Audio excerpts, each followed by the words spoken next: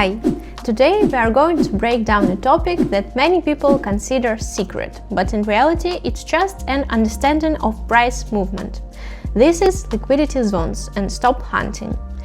If you ever noticed that you entered a trade in the right direction, but price first hit your stop loss and only then moved where you expected, that means you encountered a liquidity zone. Most beginners think the market is against them, but in reality the market goes to where other people's stop losses are. That is liquidity. In this video, I'll explain the process of how market makers look for liquidity, why price pauses before a move, how to find these areas in advance, and how to use them for entries. I'll show everything in a kind of quick trading mode. First, I want to focus on what liquidity is in simple terms. Liquidity is areas on the chart where a lot of orders are located. Pending orders, market orders, and price moves to where these orders can be collected. Why does a market maker collect stops, and who is a market maker? A market maker is a large player who provides price movement. To move the price, they need volume. And where does that volume come from? From where beginners' stop losses are placed. The logic is simple. First, the market goes to where the stops are, collects liquidity, and only then moves in the real direction. Experienced traders understand this and can see it on the chart, and you also need to learn how to identify these liquidity zones. Liquidity zones almost always form above resistance levels. For example, you see resistance, price reaches a peak, then a small correction begins, followed by a sharp drop. This is again a false breakout. The upward trend is obvious. I think price will at least return to this zone and then continue upward. Here we have a resistance level. This is where buyers' stop losses are located.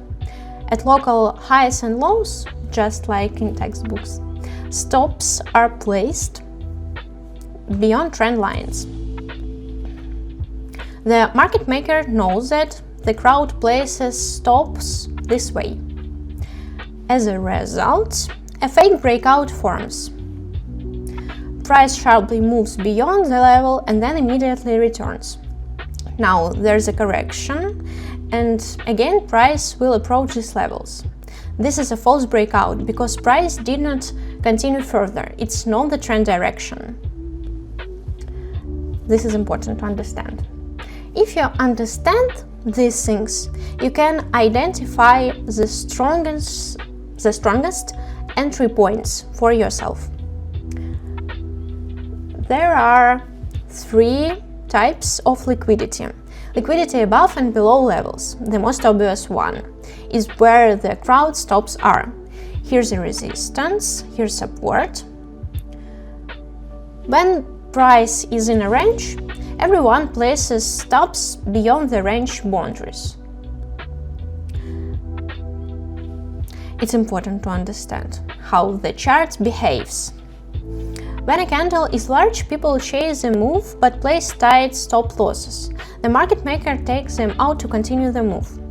How to use liquidity zones for trading? First, you need to find support and resistance level. Let's look at an example on this currency pair.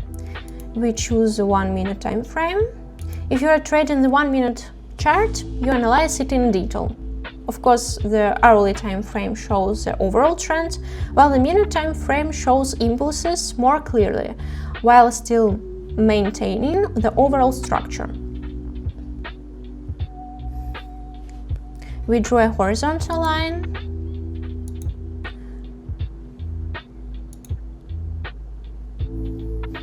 We mark our high, the resistance level, the support level,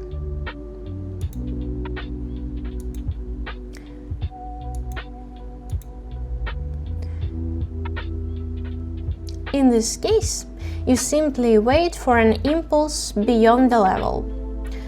This is called stop hunting. Then you wait for price to return back and enter in the direction of the reversal. Here, price reached the level and now it's moving down. I'll try to open an order on another pair, but you need to understand that liquidity testing is not a fast process. In general, rushing is the enemy of trading. I'll never get tired of repeating that. You must always keep a cool head and not act randomly. This is why in my videos I don't overload you with too much detailed information, but instead explain things in a more general way, because we will return to all these concepts many times in future videos. Again, liquidity zones, mark them, identify support and resistance levels first.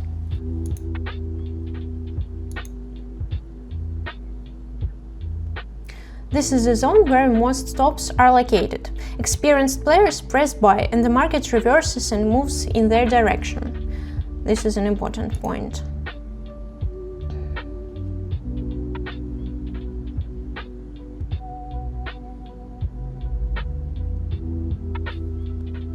Price will break further.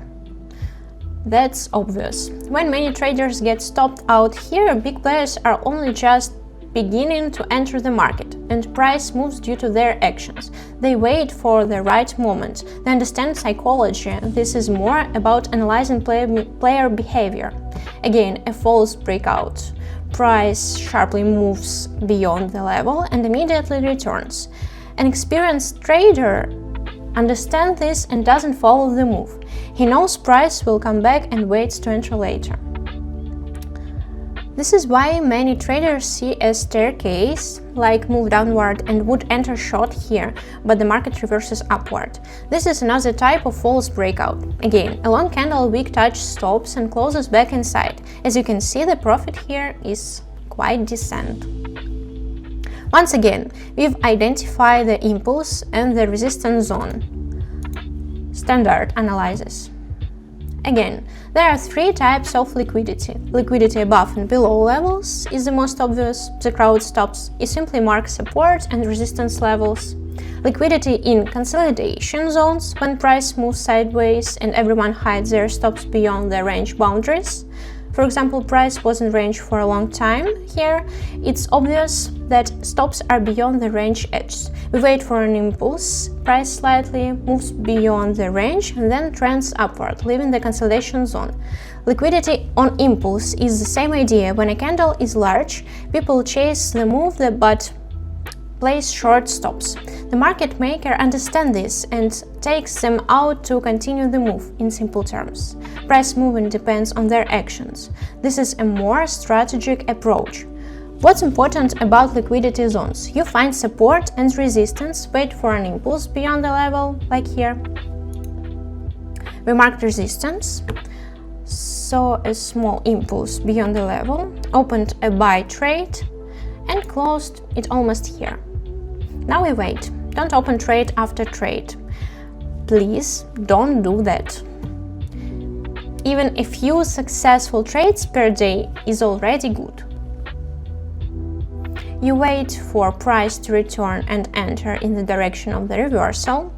If it's a false breakdown downward, you enter long. If it's a false breakout upward, you enter short. This is liquidity testing. We will return to this concept many times. To conclude, liquidity zones are what move the market. The market is not chaotic.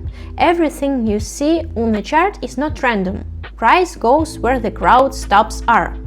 If you learn to understand this, to see levels, false breakouts, long wicks, and impulses beyond levels, you'll be entering where professionals enter. Finally, you must identify liquidity zones across different time frames. Always mark levels, understand the trend, and only the combination of all of this will give you consistent results and stable profits. I wish you successful trading. I hope you found this video useful. We will definitely return to liquidity zones in more detail. I wish you successful trading, and I'll see you in my next videos.